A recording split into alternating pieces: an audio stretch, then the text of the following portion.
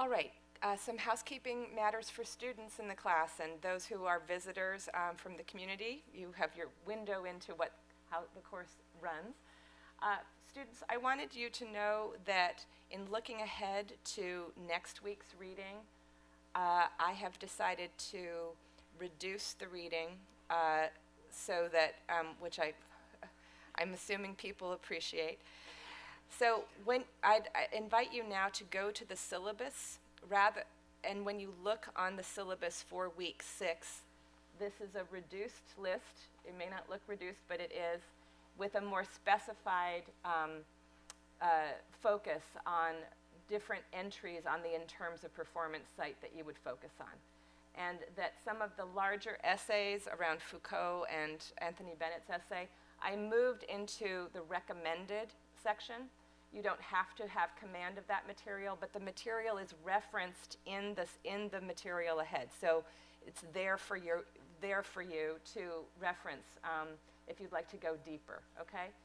So I wanted you to know that, and I also wanted you to, we've put back in terms of performance site to encourage you to actually work with the site itself rather than the loaded PDFs. When you go into the site, there's a certain kind of experience of the site and also associated pictures that supplement it, and I think it'll be a little easier to get a sense of what might be going on and what the ideas are that are circulating if you actually go to the site itself. Okay, so just to say, look at the syllabus, look at the site itself, okay, in anticipation for next week. We'll be updating about the final decisions about location for the course and whether we'll be working with BAM-PFA and BAM-PFA's own judgment calls about how to handle things on Free Speech Week next week. And we'll be updating you about that. But I intend to be teaching you through some means or another. All right? Okay, one more housekeeping detail from Beijing.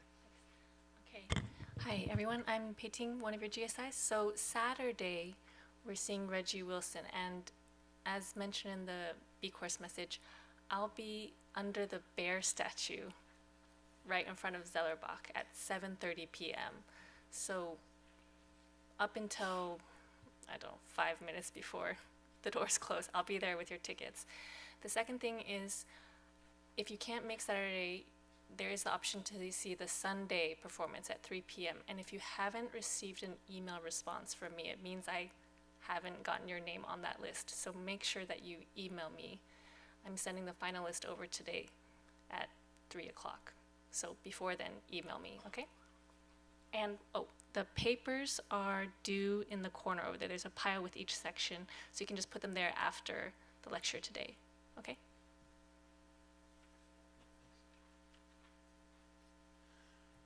For all of you, or all of us who haven't been in school for a while, you can relive the pleasure of the papers are due over in the corner.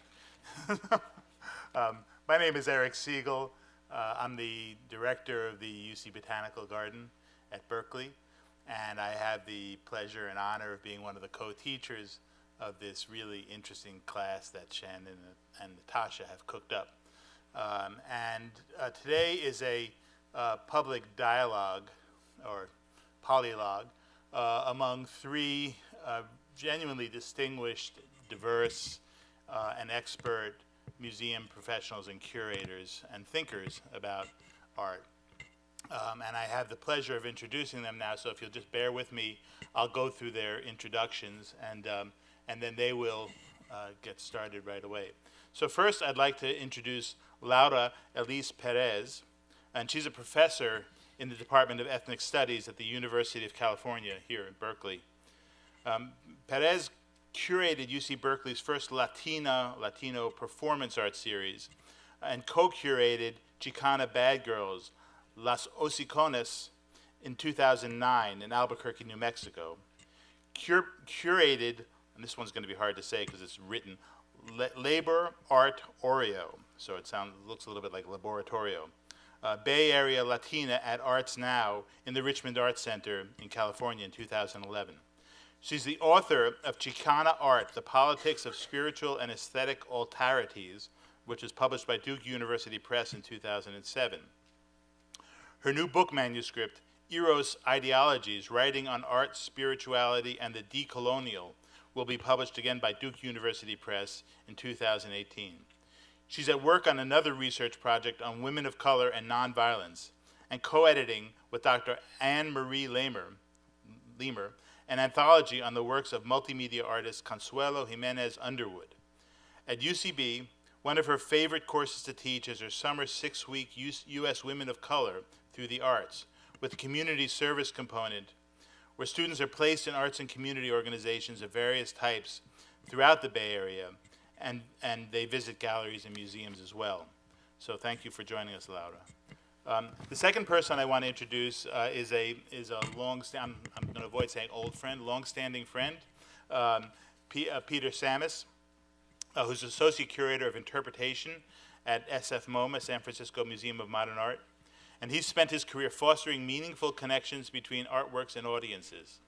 A longtime leader in the field of interpretive media, Samis was the art historian, content expert on the first CD-ROM about modern art, and then led SF MoMA's pioneering efforts through successive waves of technological innovations, producing a succession of award-winning websites, podcasts, and videos.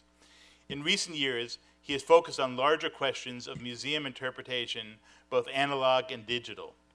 Samis' new book, Creating the Visitor-Centered Museum, which is co-authored with Mimi Michelson, was published this year by Routledge and is contributing to emergent dialogues in the museum field. The third person who's going to be joining us today is another long-standing friend, and her name is Kelly McKinley. She's the Deputy Director of the Oakland Museum of California, where she oversees collections conservation, curatorial, interpretation, exhibition design and production, evaluation, visitor research, and cleaning the floor. Everything. Not the cleaning the floor. Thank you. Prior to OMCA, prior to the Oakland Museum, she served as Executive Director of Education and Public Programs at the Art Gallery of Ontario in Toronto. She has also worked in senior roles at the Bruce Mau Design in Toronto and the Museum of Contemporary Art in San Diego. Kelly has taught in the Graduate Museum Studies program at the University of Toronto and the Graduate Curatorial Studies and Criticism program at Ontario College of Art and Design University. She serves on the board of the American Alliance of Museums and on the editorial board of Curator, the museum journal.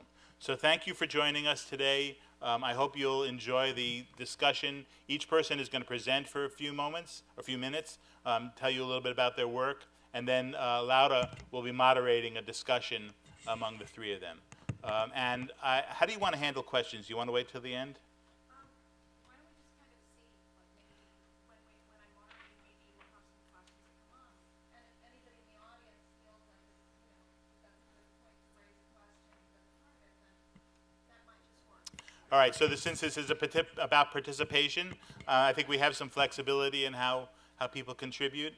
If you didn't hear that, just feel free to raise your hand if it feels like a good time to raise a question. So thank you for joining us, and let's get started.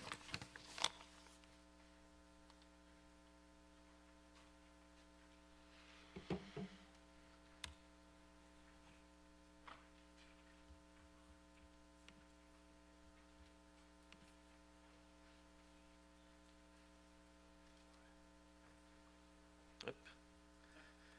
Lost that. Yeah, our sponsor, now a word from. Now they really are very persistent. Let me see if I can lose the Wi-Fi here. And they will maybe stop harassing us. Great. Okay. Greetings all, and good to be here, right in my own hometown. I took a bus to come. That was fun. So I want to talk about how museums can be of greater use and to our communities. I'm going to do it, but my emphasis is going to start with the gallery experience, because fundamentally that's where when people go to a museum, if they ante up and they pay the ticket, or if they can get in through some other less expensive means, which is ideal, there's there's the impact of the experience in the gallery. So that's what I want to talk about. This is what we look like on the outside, viewed from Yerba Buena Gardens at SF MoMA. That's the Mario Bota building, built in 1995. And then behind it, the new Snowhetta building that was opened last year.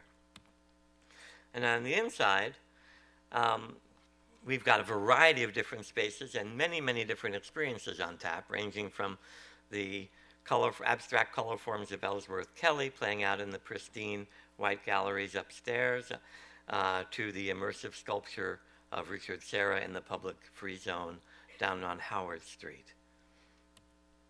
How many people have been to SF MoMA? Just raise your hands. Yeah. Great. Okay. Wonderful. Great. So some art experiences do engage us completely.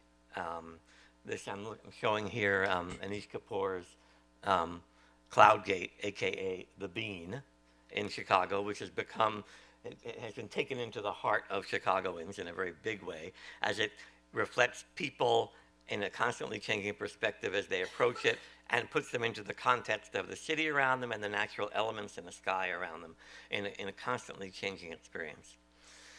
At SF MoMA, how many people have had a chance to see Soundtracks, the current exhibition? I highly recommend it. It's very, very rich in experiential form. These are a couple of shots from Ragnar Kjartansson's The Visitors. Allow Time. It's 65 minutes long. And that's just one piece in the entire show. So we commit to these artworks with our body, or they engage us, as this one does, in a song, repeated in many refrains, high, low, crescendos, diminuendos, engaging us, or with Pippolatti Rist's environments at the New Museum, or Pixel Forest, or tactily, sensually, we get engaged.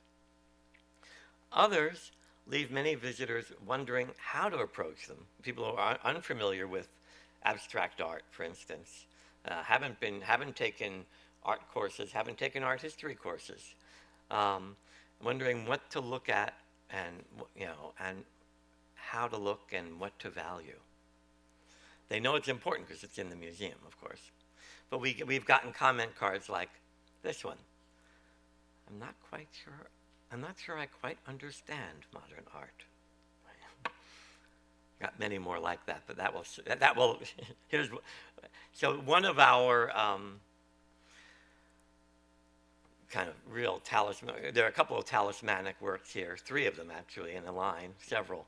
If you know the collection, there's Marcel Duchamp's Fountain, which is for many people a head scratcher and for others a wonderful iconoclastic icon. And then in the back, there's the Mark Rothko, number 14, 1960, passing by way of Louise Bourgeois and Clifford Still and Jackson Pollock. But the Rothko in particular is a pilgrimage point, and you can tell because there's a bench in front of it. And so here's this woman who actually left us a drawing of herself as if on a blanket by the sea, in a kind of a yogic meditative pose in front of perhaps the sunset over the ocean, or some such. It doesn't have to be that figurative. It's just she's having an experience there. And here's a guy who comes along and says, I just don't get it, scratching his head, saying, this is cheesy. Where meanwhile, there's a guy coming in from the right saying, there it is. Yeah. So all of this is happening in our galleries all the time. So on the one hand, we've got this wonderful, pristine space of the white cube, which reads as an offering chamber, and the kind of the irreducible space against which anything that can be read as art once you place it against that background.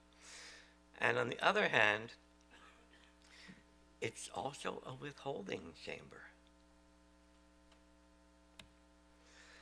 Modern art, like any object the museum exhibits, exists within a framework of meanings.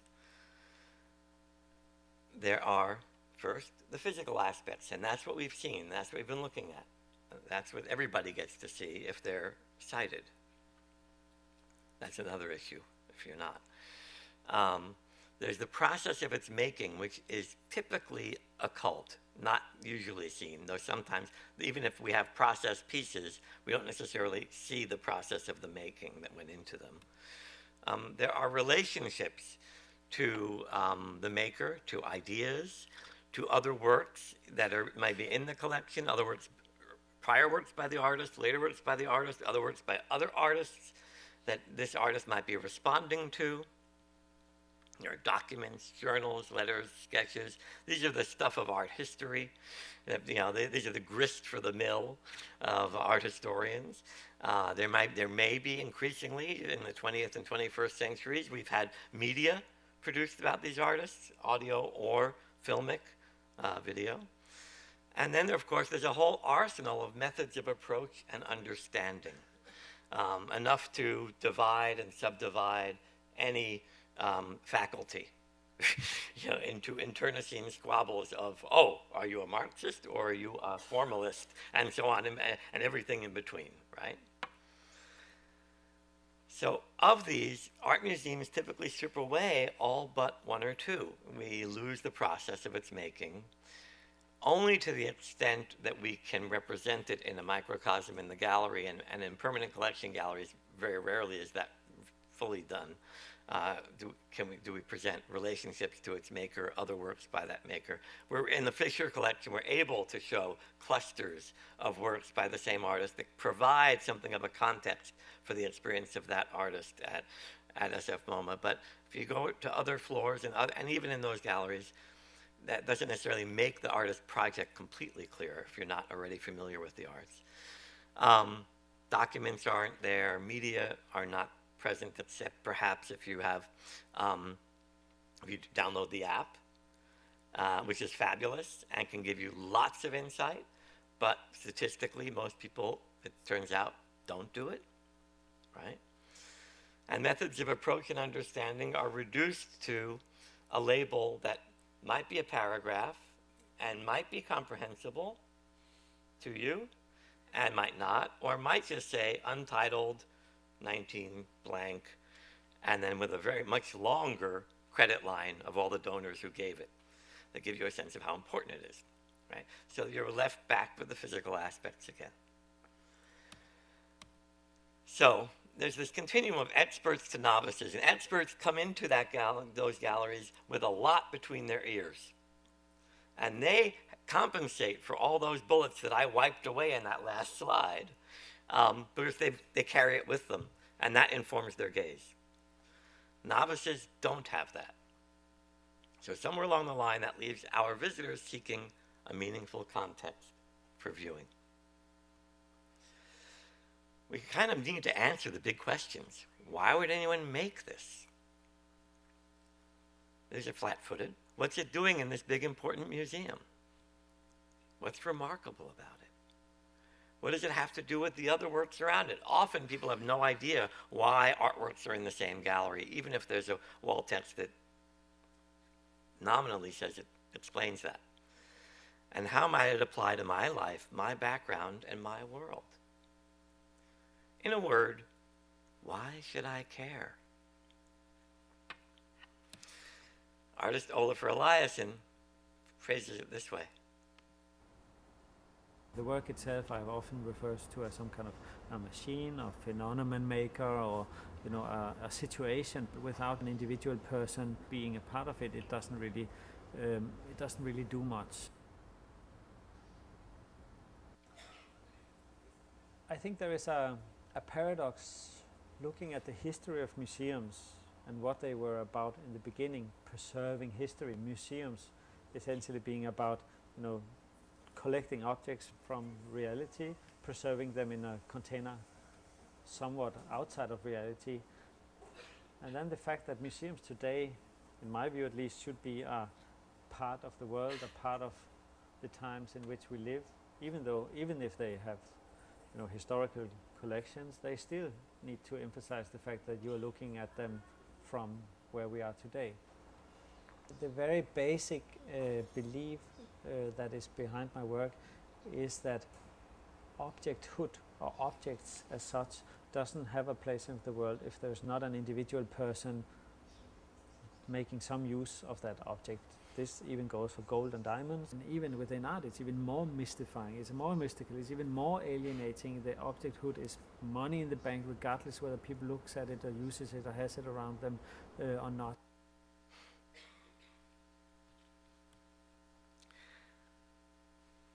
Objecthood doesn't have a place in the world if there's not an individual person making use of that object. And that would imply that the expert's view does not outweigh the visitor's perspective in their own rights in the gallery. So how do we make our objects useful? Let's pivot.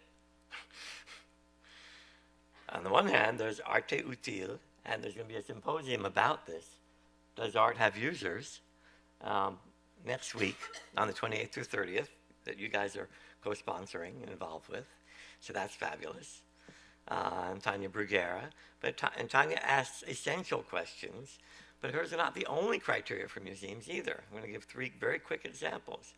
The Ruhr Museum in Essen, Germany, an old coal washing plant on a mine head with a 7-story escalator that processes people in now instead of ore.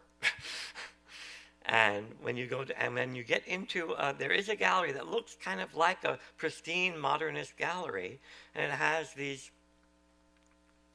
historic objects from the past 50 years in it, including things like that riveting piece of black matter. Anyone have any idea what that is? Yeah. A black lung. Right. From someone who had been working underground in that very location. So there's an arresting visual design, and then there's also a little bit of a story, but there's a lot of punch told in 2 languages, English and German, on the side of every vitrine, and it really cuts to the chase of the urgency of that object. Columbus Museum of Art in Columbus, Ohio, a place that can't rely on tourists to turn the turnstiles. And they've turned their museum into kind of a family living room and a community center.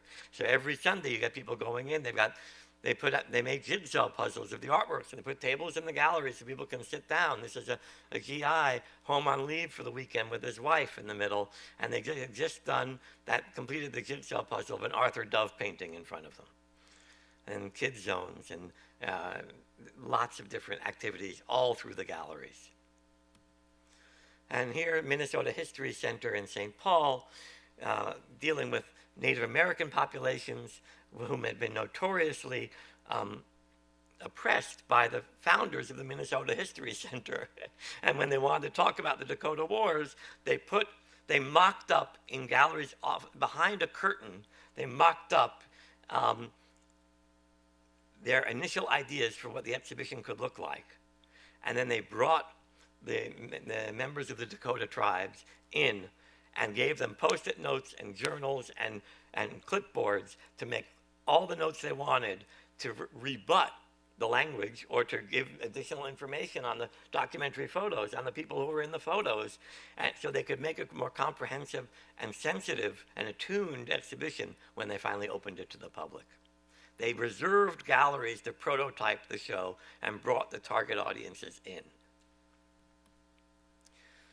So 2 takeaways from our research in this book. We have to keep reevaluating who's our audience and what do they need from us. For a visitor-centered museum, those are the questions that are the starting point of all museum business. Thank you.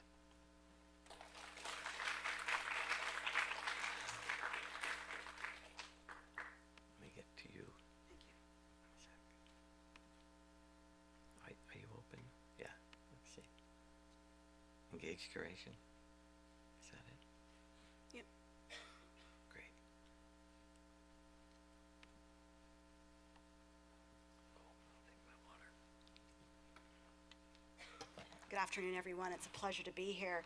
What I'd like to talk to you today is about our work at the Oakland Museum of California, an organization for whom community engagement or community participation is understood as sort of the core enterprise of the organization. So what I'd like to do today is talk to you a little bit about what that has meant for the role of the curator, how that has impacted everything from how we conceive an exhibition to how we implement an exhibition. I'll also talk a little bit about how we've had to re-engineer the structure of the organization too in order to be able to do this work, and this will hopefully feed off some of Peter's comments too. Just to start off with a little bit of origin story. So the mission of the Oakland Museum of California, we're a multidisciplinary institution of art, history, and natural science. Our mission is to inspire all Californians to imagine a better future for themselves and their communities. So how does that translate into our work as curators and exhibit makers? That really means for us, we understand that to be that we are storytellers. And our job is really to lift up and amplify stories so that individuals have an opportunity to understand dimensions of themselves and their world in new ways. But more importantly for us, to create the context for people to connect to one another through these stories so that they might have a better understanding of from whence we all come and where we might go as a community. And so how this has been a 12-year project on our part to translate that into our practice and our outcomes as an institution. And it really started 12 years ago with the reinstallation of all our core galleries and bringing in provocateurs and professionals from the outside world to poke and prod our curators and our educators and our exhibit designers, and one of those provocateurs is right here, Kathy McLean, to really poke and prod the institution to think about new forms of exhibits that would generate deeply resonant and personally relevant interactions for community members. And coming out of that project, and that's very well documented. If you're interested in how that plays out, there's a series of publications, in particular one, How Visitors Changed Our Museum, that's on our website if you're interested in that. But I'm going to skip over that and then move to very quickly how that precipitated a complete redesign, thinking about how you engineer not just the roles, but how people work together in a museum, how it might better enable deep community participation in every aspect of our storytelling. And that's really generated, this is our org chart at the Oakland Museum of California. This is pretty well documented online too. You can hear our CEO talking about it.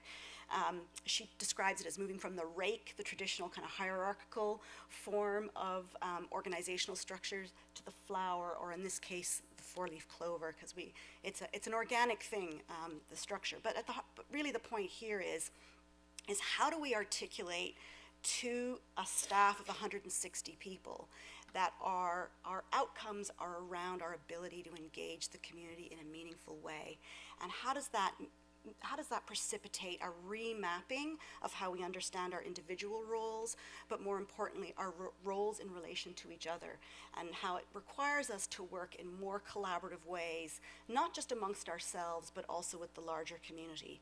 So you don't see typical names, and I'd be happy to chat more about this in the discussion in terms of, you don't see a curatorial department, for example, but you see a center for experience development and collections. That's the center that I head up.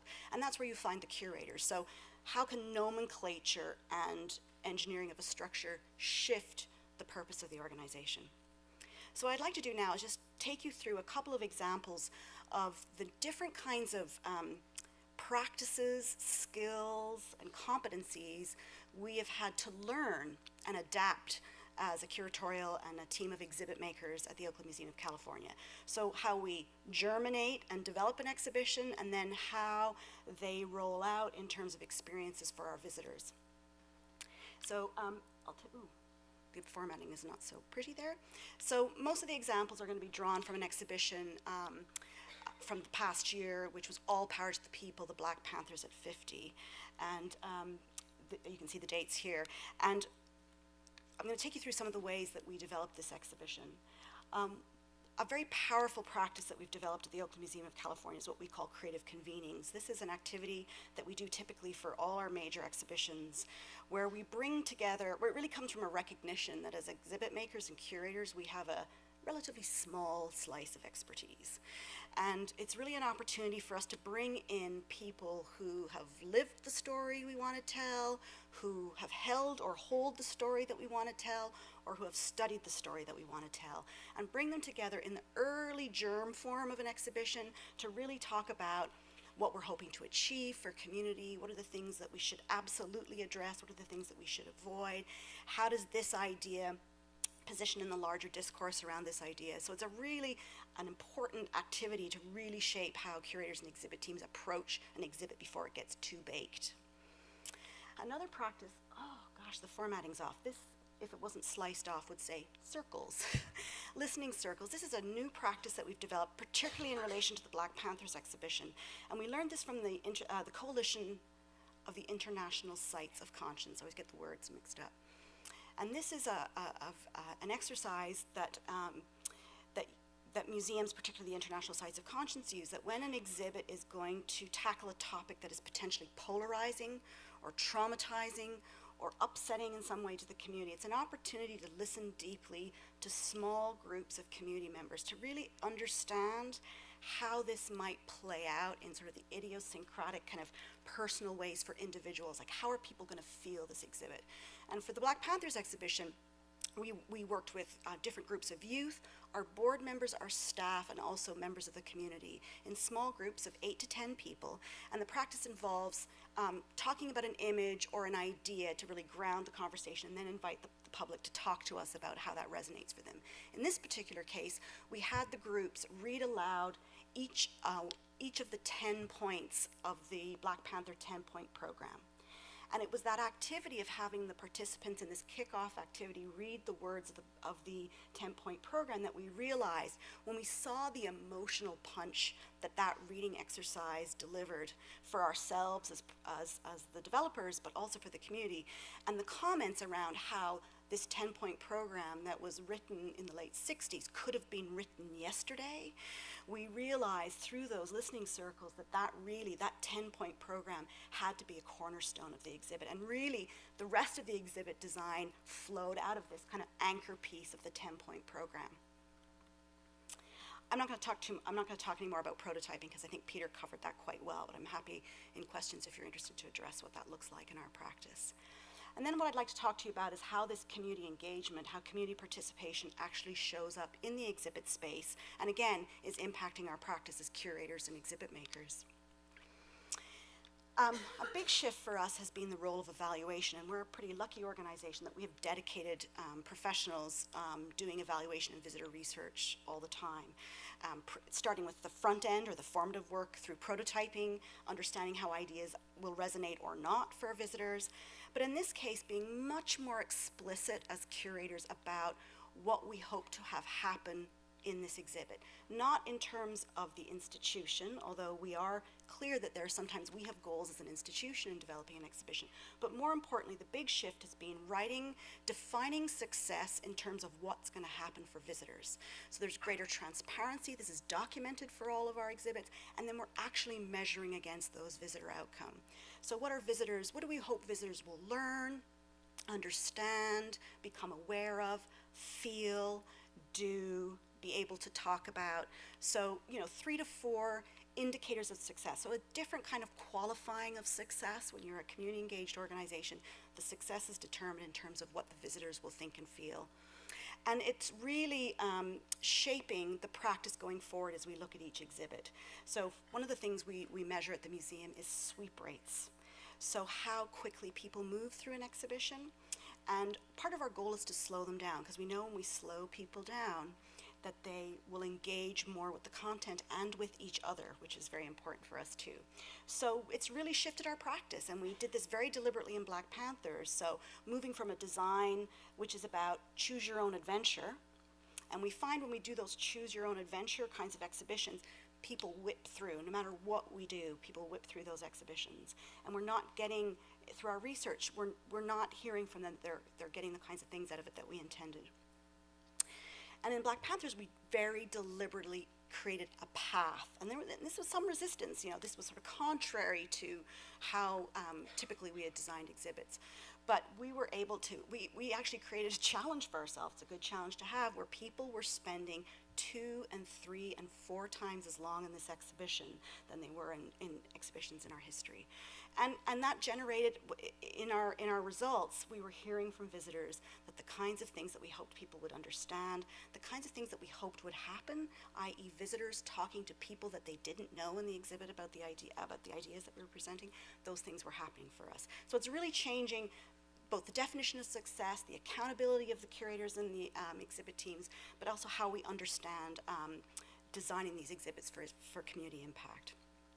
Also, our work has shifted as we try to stay true to the notion that we don't tell stories about us without us.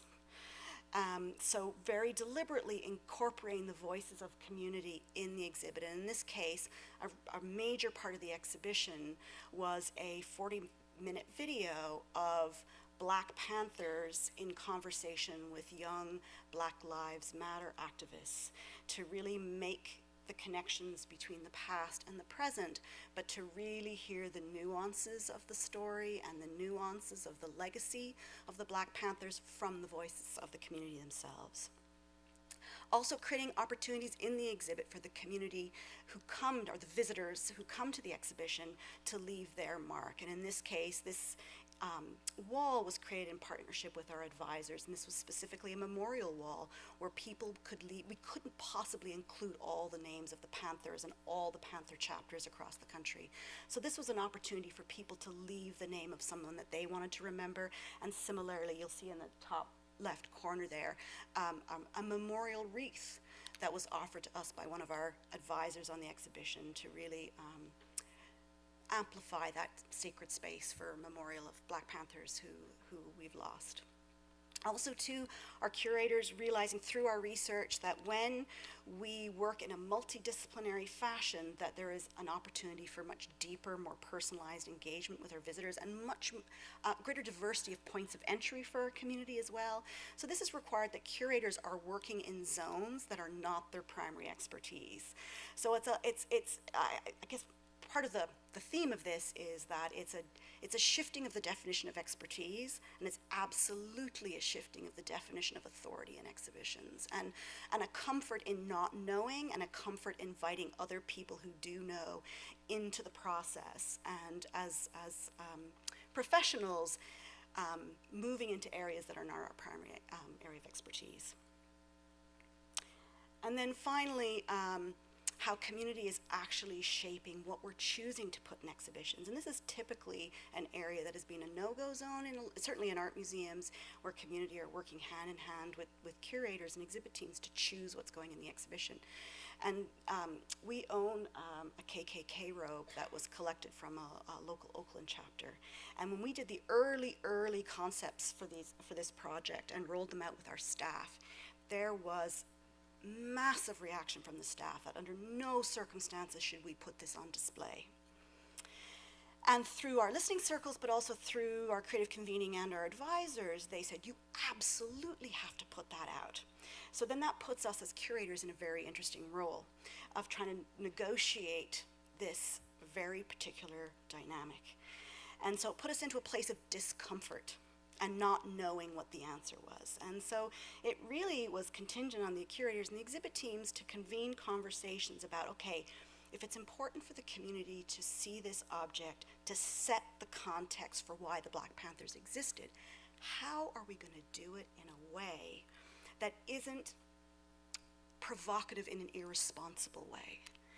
And this was the solution, which I think actually proved very powerful for all the various sectors of the Oakland community and beyond that came to see this exhibition, is to show it in this kind of sarcophagus, kind of deflated of its body and energy. And I'll end off there, and I look forward to your questions. Thank you very much indeed.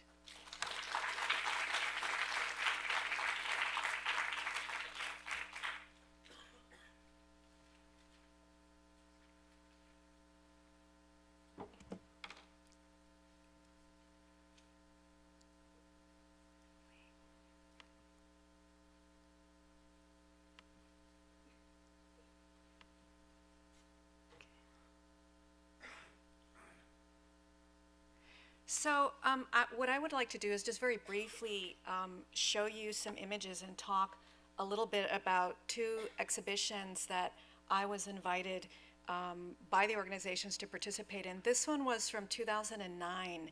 This was in New Mexico, Albuquerque's 516 Arts, which is the major gallery there. It's a two-story gallery, and oh yeah, thanks. I think I just felt happy that I found No, you got it. my There you go. PowerPoint. There It's you like, there it is. Thank you, Peter. Thank you. All right.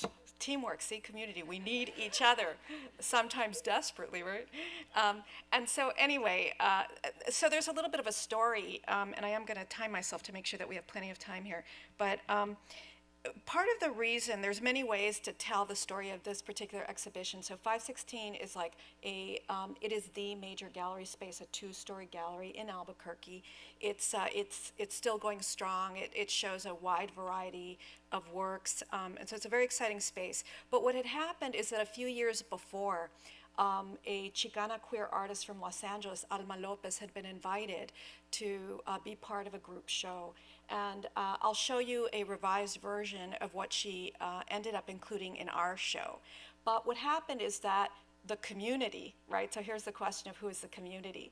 A very loud and vocal group of activists that included members of the Catholic Church tried to shut down, and there were threats against the artists, against the curator, against the institution where this particular art show was shown. And so that generated conversation among Chicana artists, meaning Mexican American artists, around patriarchy, around ongoing sexism. And so the show was conceived as an act of solidarity of Chicana artists of other parts of the country, and Los Angeles and San Francisco are major hubs for Latino artists that come from different parts of the country. So we did this show called Chicana Bad Girls, Las Hociconas, the Loudmouths. And hocicona hocico refers to the snout of an animal. So when one is labeled an hocicon or hocicona, you're really being told that you're being very, very bad, not even talking like a human. And so really, as I said, it was an act of solidarity to bring artists from other parts of the country, especially California, known for its loudmouth feminist queer artists, to support the Southwest artists. There was I think only one actually from Albuquerque. There were others from Texas and just other parts. And we decided that we would include artists that were very well known, some that were like MacArthur Prize artists, the recipients of various types of awards at the end of their careers, mid-career artists, and we included a graffiti artist who came from a family of artists but hadn't yet done anything inside a museum. So this is I just want to show you kind of rapidly. We had a gallery where we showed some performance art, that was a question, how do you show that as a video? This particular piece was by an artist, Elisa Jimenez, who had participated in Project Runway and has her work shown and had it shown on and recognized through Vogue magazine, Top Young Designers. So there's all kinds of participation. For her, it was a first time as well, showing art in the museum.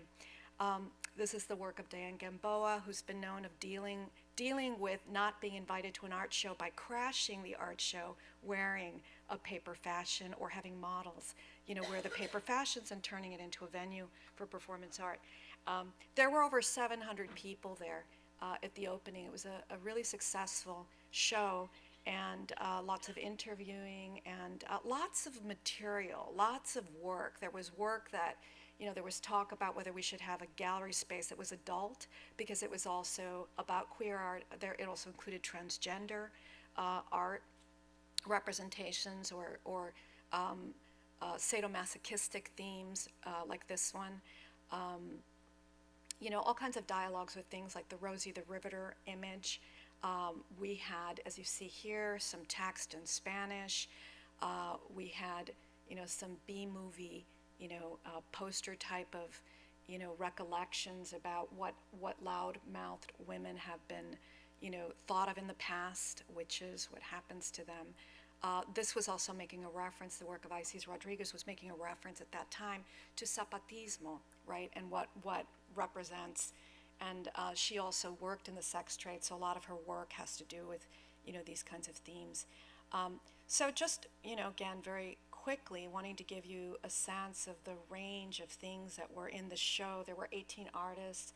We had the artists showed about 4 or 5 pieces each.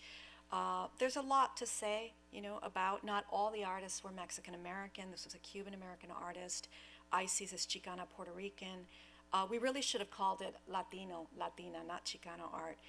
Elia Arce, the performance artist, is a Costa Rican and very well recognized performance artist who spent quite some time here in California, and draws upon that. Neo Bustamante, a California-based artist who did, this is an amazing, you could go, she has a great website. Miss America the Beautiful is like a very powerful piece about constructions of beauty and what it costs us. Aliens, the idea of, racialized people viewed as aliens, and then playing with the idea of, are we like aliens? Like walking cacti or something like this. This is the last one that I'll comment for this show.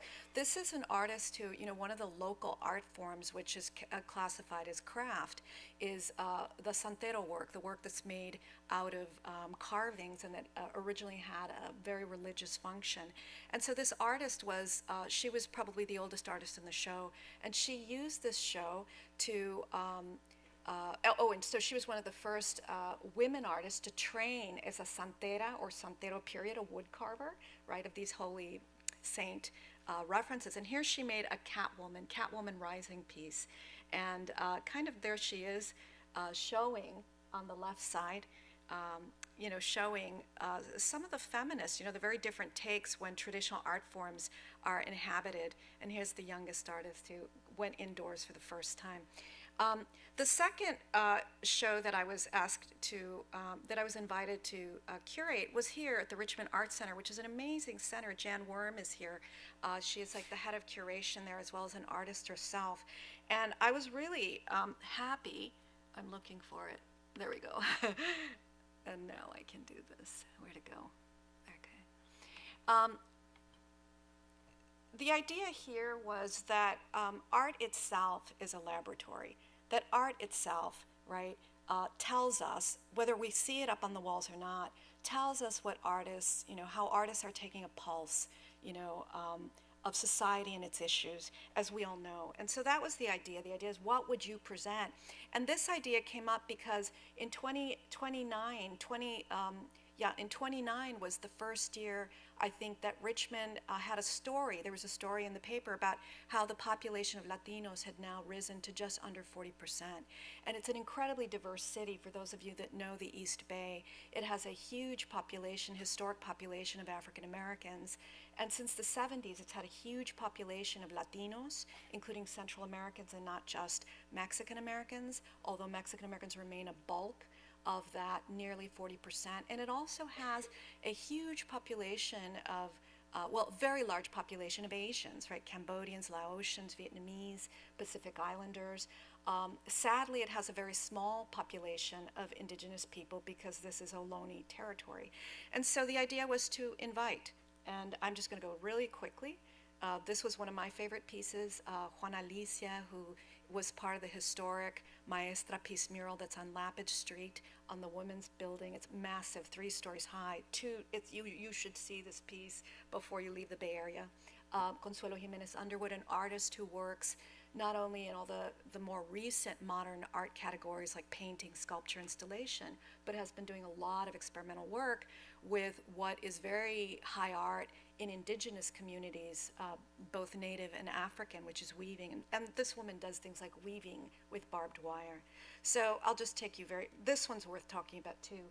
How do we think about, Jean-Pierre La Rochette lives here in Berkeley, and his wife, Yael Lurie, does usually the cartoons. And one of the things that this couple have done that's so interesting to me is that Jean-Pierre, it comes from at least a medieval lineage, in fact, of women weavers, when weaving during the medieval period was the high art, of Europe, of Western Europe. And so one of the things he's done is to look at the traditions of weaving that come out of Europe, and as an Argentine himself, to kind of connect that with the more actually global and indigenous tribal geometric patterns. So their work is absolutely fascinating.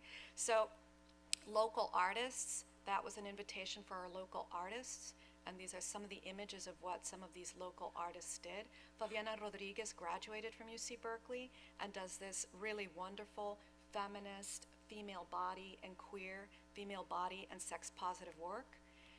This piece was shown for Days of the Dead at the Oakland Museum of California. It was a full-size car, and I wondered how they got it in. So many other things, and I think with that, we can move towards a discussion with you and moderation between these the rest of the speakers. Thank you so much. While they get themselves organized, and in the interest of time, I wanted to make an announcement that the Reggie Wilson Fist and Heel Company will be doing a community shout on Friday the 22nd, and he's going to be performing this weekend. But this is a participatory opportunity for anybody who wants to participate in what he calls ecstatic religious rituals, first practiced by enslaved Africans. Ring shouts are still enacted by many African American churches today. Participants in this transcendent event will join together, singing remarkable songs from the African diaspora. So, in the interest of participation, please consider doing that at noon on Friday in the Hearst Gymnasium. So, and now we're going to go to the panel portion, prose portion. So, we're all set? Great. This is on, right? Yes. So I wonder, I think the first thing that I'll ask is I'll ask Peter and Kelly if there are any other, like in conversation with the slideshows and presentations that you each gave, that we all gave, if there are any other questions that arise from you to each other, any observations or even just recognition of some, powerful kinds of turns, that you see that are very promising.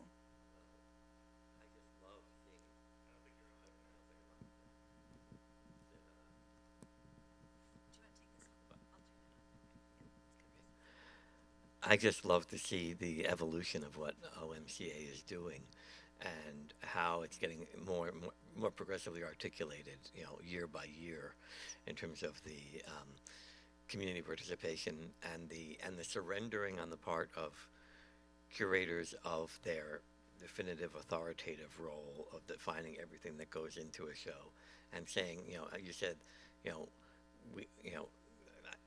wrote down a quote and I loved it. It was a comfort in not knowing and a comfort in inviting other people who do know into the process. Yeah. Kelly, was there anything anything that stands out for you as something like particularly interesting or new or great direction, inspiring? I was just struck again. I come out of art museums, so I know the world deeply and intensely, of which Peter speaks, and I just continue to scratch my head about why is it so difficult in art museums? And I worked in interpretation and exhibit development in art museums for the better part of 30 years.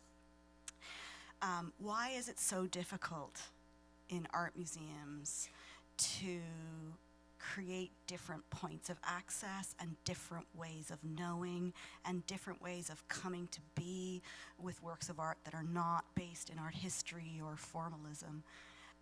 And it's just so interesting. I'm just reminded about the difference of context, that somehow moving into a multidisciplinary organization, I don't think it's entirely just about the leadership of the organization, but there's something about art museums that continues to make me scratch my head. I'd love to hear anybody's thoughts on why it's so difficult to really create a space for all different ways of knowing.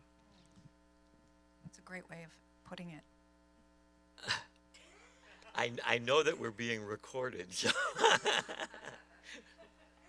the cameras. I would say, to some extent, it's about the market, and that there is a valorization of certain objects in our culture, and that there is a desire on the part of people who collect those objects to have them enshrined in a temple-like way. and that there is a differentiation, and there's a certain elitism about that. Pierre Bourdieu amply documented in his talking about cultural capital as a differentiator from the people who don't know what these things are. So there's a certain prestige appeal, and I think it takes a very strong leadership, as you, and community focus, and the fact that you don't have an enormous tourist base. So, you know, Oakland, Columbus, many of the museums that we documented in our book aren't in tourist centers. They have no choice but to develop an enduring, ongoing, and vital, thriving relation with their community. And that community consists of largely people who never studied art or art history. So that changes the whole dynamic in terms of how you meet your financial obligations to keep the institution open, right? You have to deal with your local on-the-ground grassroots community in a different way. If you're in San Francisco, New York, Los Angeles, London, Paris, you've got so many tourists who are coming in who are, and you're on the top 10 of the cultural destination list. You're going to have people coming in the turnstiles, and there's not the same, traditionally, there's not the same obligation to really be responsive to the full diversity of your local population. You know, one of the things that I'll add briefly is I remember that I was once on this panel, and it was people of color who were talking about museums. And I remember that one of the people who was on the panel, he was talking about like the do-it-yourself spaces that were springing up, how people were dealing with exclusion was by doing their own thing, renting a storefront or just, you know. And I remember my response to that, because I just taught a course which was on the cultural politics and economics of museums. And what I said is, I think that's awesome. People are always going to do that, and it's great that people are doing it more.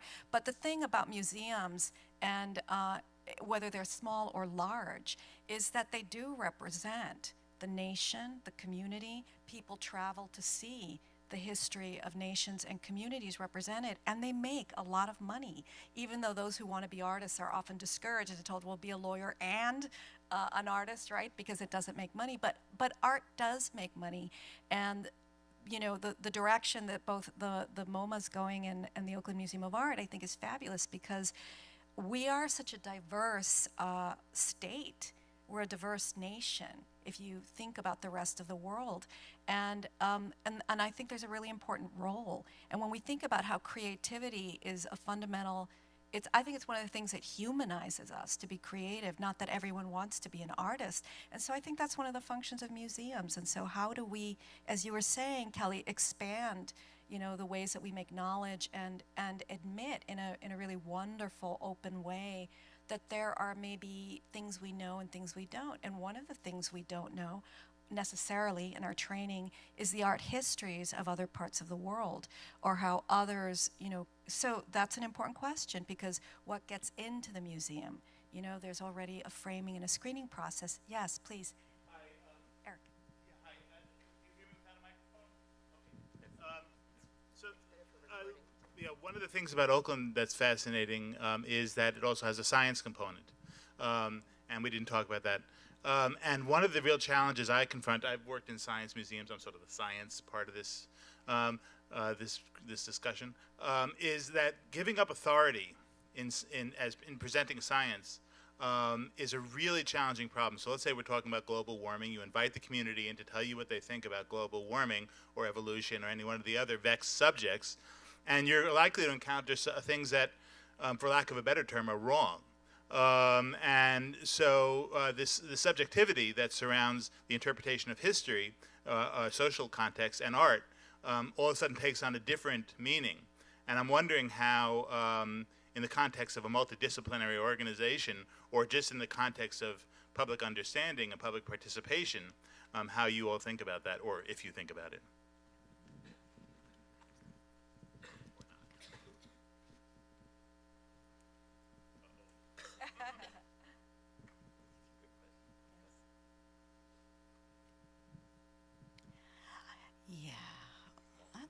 hard, Eric. I think for us, it is in the context of what we do in the world of natural science. There's lots of institutions engaged in natural science in the Bay Area.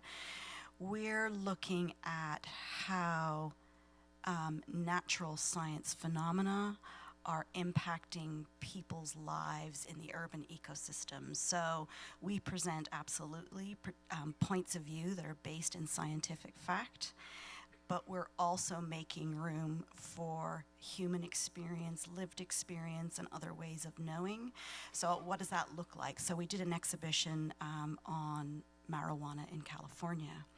And there was a section on the exhibition about medical marijuana, and really trying to show that there's very little science supporting the benefits of marijuana for medical conditions, very, very little. But there is powerful personal stories about how it has changed people's lives. Whether it's a child with epilepsy or someone with chronic pain, and you can't deny that. So looking at the exhibit as a platform to have conversations about that divide.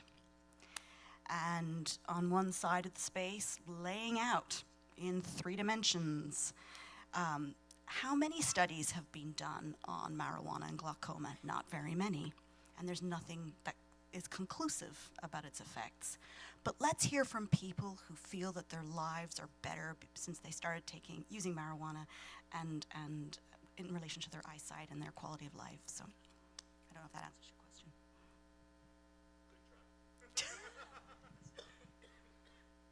Great. Well, maybe this is definitely food for thought for everyone, so thank you for that question.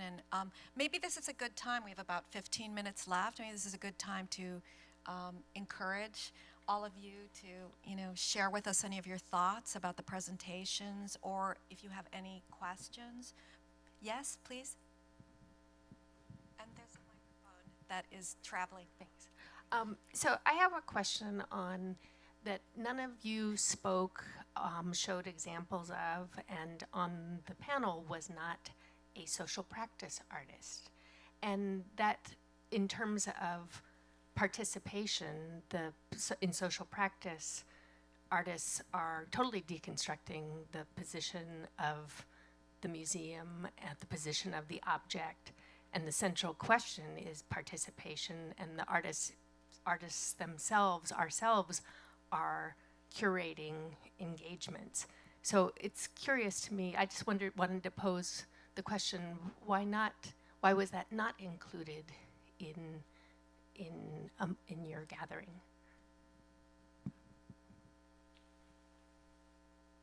In gathering today?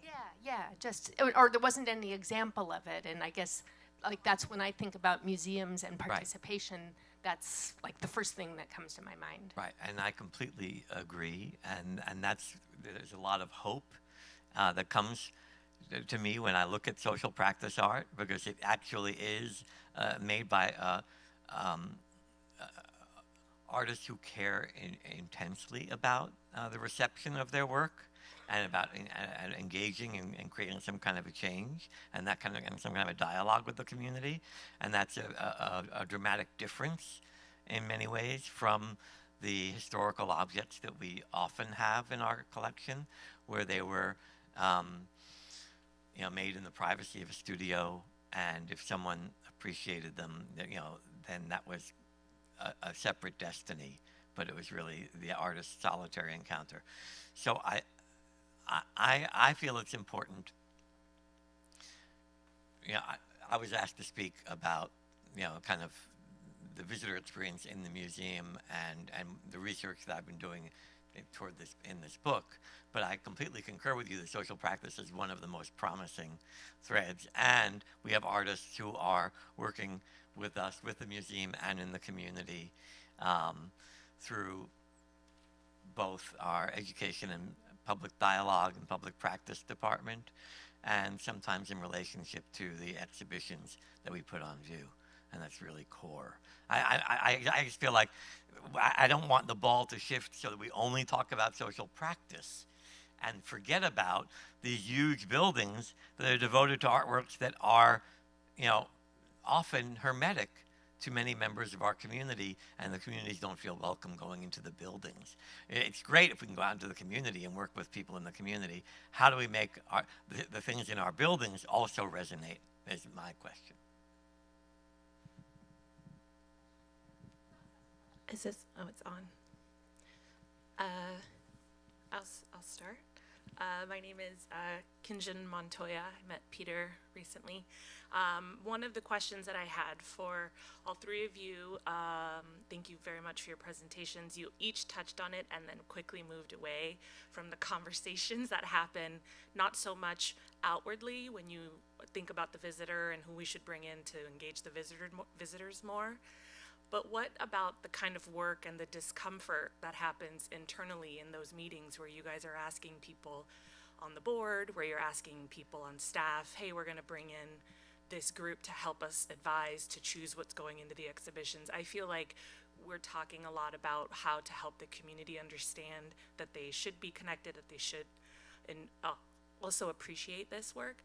But a lot of it is those of us who are, like you said, Peter, the experts, the ones who have studied art history and have gone through this, are often the hardest to explain that the museum can be something different than what we've learned. I go first? Yeah, there's only so much you can squeeze into 15 minutes.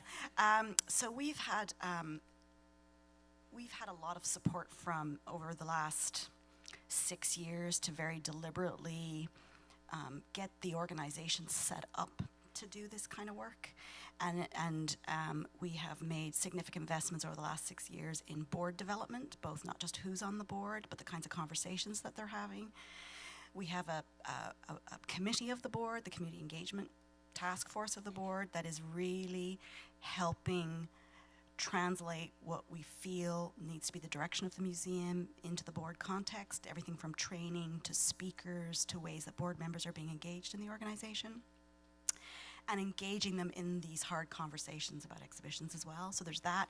We've also invested really intensely in staff training and had several cohorts of cross-institutional teams going through cultural competency training and how to have difficult conversations with each other, how to handle discomfort as the definition of your role in the institution changes, as your power shifts, and as what constitutes success changes. And so on a personal level and on a community level, how we deal with this change. Also too, in the case of just one other example of how we're having these difficult conversations, is just being very, very deliberate about trying to build comfort amongst the stakeholders, both those who govern us, the board members, and also the staff that are driving this work, about how we're keeping the community appraised. So in the case of the Black Panthers exhibition, in contact with the mayor's office, in contact with the police department, as we as an institution grapple with what it means to take a stand on a story and an issue and adopt a social justice perspective, making sure that the wide variety of civic and community stakeholders are engaged so that we can assure those that govern us that we are not way out on a limb. That's the shortest version I can give you that, sorry.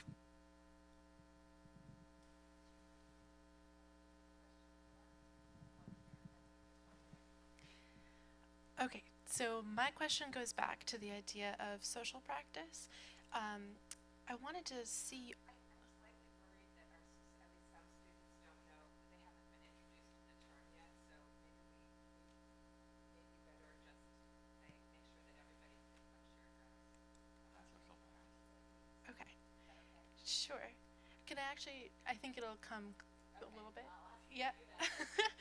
Okay, well, as opposed to social practice, which is a very intentional, artistic method that the artist is involving people, the public, in what they're producing, I'm wondering about all of your takes on places like the Color Factory in San Francisco, or the Museum of Ice Cream in LA, now in San Francisco, or Meow Wolf in Santa Fe, New Mexico, where the experience of the visitor is manipulated by artists, and it's artistic in kind of its umbrella, but it's not an object-based learning experience. And where you see that fitting in, because these aren't outside of the institution, they are their own kind of mini institutions.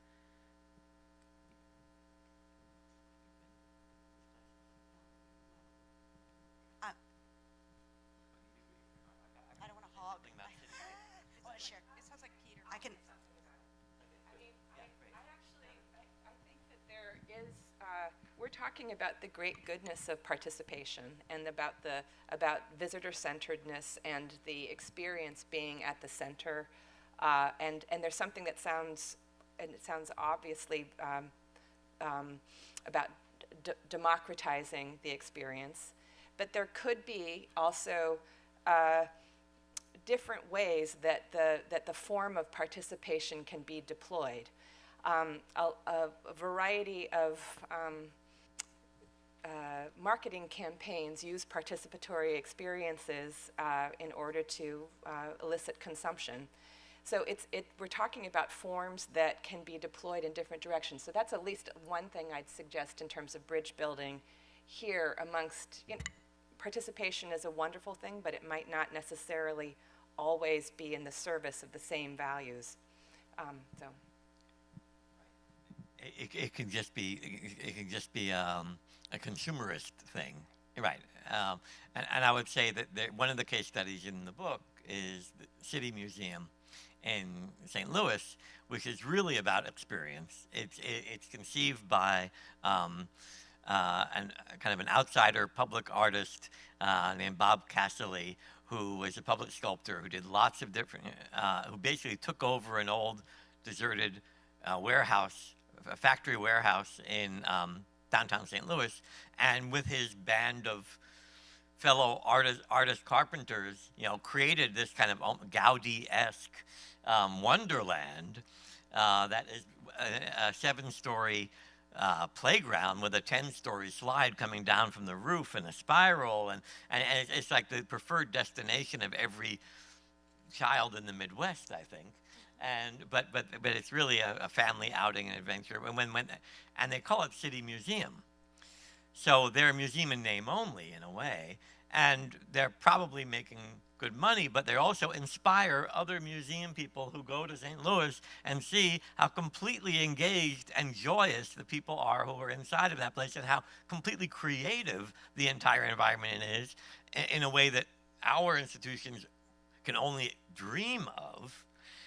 In terms of the different activities that they're doing, and how intrepid these kids, as they're moving through these wire mesh tunnels, several stories above the ground or above the roof, or peeking out on this, this husk of an old airplane that's been resculpted by the artist crew to hang cantilevered out over the precipice into St. Louis. I mean, it's all an expression of art, and it's all a do you dare experience. And it probably makes money too.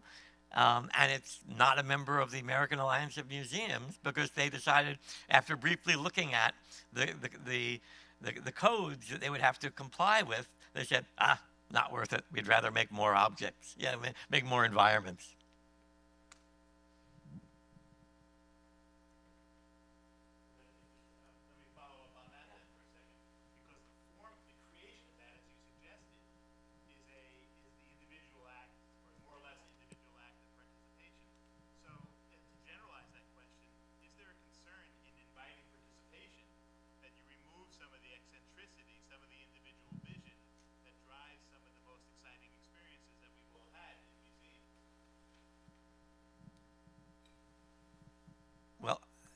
I'll just say one thing, I'll pass it over. I think the participation writ large and writ kinesthetic is only one flavor of what can happen in a museum. There are moments of contemplation. There are moments of repose. There are moments of just allowing yourself to be, sucked into the world that someone else has created, and that's another kind of participation. It's doesn't always have to be, a kinesthetic one, a body one. So I would just say that, I think that we need to have room for a variety of experiences in our spaces. that was essentially what I was going to say. It's an and both for us. What I described in the case of the Black Panthers exhibition is not what we do with every single exhibition. Like, it depends on the content and the moment and the scale, sometimes the time frame we have to develop an exhibition, and we see it as a spectrum of experience. And in fact, we're opening an exhibition next month, which there is definitely something in the water around these experience-based projects. A massive commission by the LA-based duo Friends With You, which is a 8,000 square foot inflatable, 20-foot high inflatable environment that people can experience it's an aesthetic experience, a play-based experience, which is the opposite of the kind of experience that we created in the Black Panthers exhibition. And we see that's absolutely the spectrum within which we play as an institution in service to its community. Hello, I'm going to try to make my question simple because there are lots of concerns that tend to blend in my mind. But I'm really fascinated by all what you said about inviting a greater variety of experiences in the museum space, how to invite communities in the museum space. I was wondering if a way to enrich that experience couldn't be found in actually opening the boundary of the museum as a physical space. Instead of opening the space to communities to come in, maybe open it outwards. So I'm a total novice in the world of art history and art curation. I mean, I love art, but I'm not a specialist. So I was wondering if there has been any attempt to open the physical space or place to allow other forms of emotional experience towards art, such as I was thinking maybe, you know, how you were talking about how people who are not very familiar with art history may be intimidated by going to an exhibit. I was wondering if there wasn't another form of intimidation that was linked to the fact that having to be here and now, having to have a sort of immediate response to whatever a visitor is seeing may be another reason why they would be intimidated, even with an artistic background. Like this sort of immediacy and this site specificity of the exhibition might also be another form of limitation of the experience. So I was thinking, is there any instance of a museum that would have attempted to sell with the ticket access to the full parallel virtual exhibition that would allow to prolong the experience beyond these space and time boundaries, that would allow people to interact with each other, to other visitors who have been to the exhibition, to, you know, maybe, you know, I'm a very shy person, for instance, so I would never have dared write anything in a memorial book, but maybe if I was allowed to do that in a virtual space with time to ponder and think, I would have maybe been more active in participating. So I hope my question is kind of clear.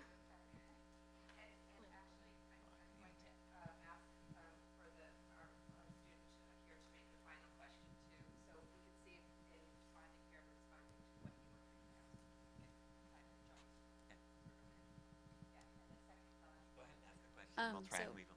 Yeah, mine's a little bit similar to what she was asking about how to make museums and art more public-facing, more accessible. Something that I've been wondering a lot in this class is the position of authority that curators have, and it seems like in this lecture I've discovered that the position of a curator is actually a lot more cooperative than I had previously thought. Seems like you guys have depends on the organization. But I'm wondering if art and museums were to become drastically more public-facing, would the authority then belong to the visitors and the public, the community?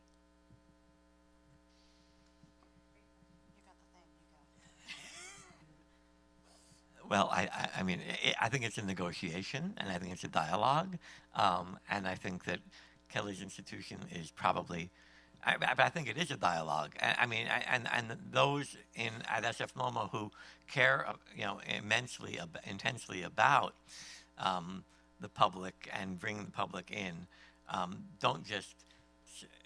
I mean, in terms of our blog, Open Space, we do hand the keys to other writers, and we say, we are not going to censor whatever it is you want to say. We value your opinion, your role in this community. Log on whenever you want, publish your things. that is, in a sense, I mean, it's something that we keep it purposefully as a community resource that the museum provides in a way. Well, and so there can be critiques of what the museum does within the blog. You know, there are, I would say there are other degrees and other aspects of our operations that work closely in tandem with community organizations. The things that can happen in those community organization spaces, sometimes they happen at our space, sometimes they happen in both spaces. I'll just say something really quickly. This doesn't like fully directly answer it, but it's kind of inspired by some of the different last questions. And it's just thinking again about the local, you know, and thinking about how artists are part of the local, right? They're part of the community in so many different ways. And I love, for example, the model that the Richmond Arts Center has, which is having a member show. You know, so members of the Richmond Arts Center who are artists get to show their work. And I think that's a really great way of being accountable to the community, to members of the community who are active in so many different ways, right? I love the thought of seeing organizations at different scales, you know, do that, because I think it's a very successful model. It's wonderful to see what the community themselves and the community of artists think should be shown, right? And there's some accountability there.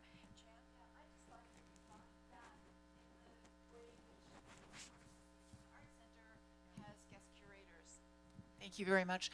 That by having someone like Laura come and curate a show, you get another voice. You have, you know, increased possibilities, and that by being open to the suggestion of proposals for outside curators and for artist-generated exhibitions, you have that open possibility that way.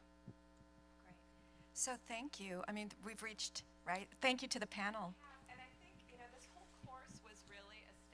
To think about this term curation in really resonant ways, about what it also might mean for authority to get passed to students themselves who are going to be, their final projects will be to put together a curatorial proposal. And so even the democratizing of this practice is something that this course is inviting, and you three really embodied for us so many of the values and so many of the really thrilling ideas that we hoped would get aired. So thank you, all three of you, so much.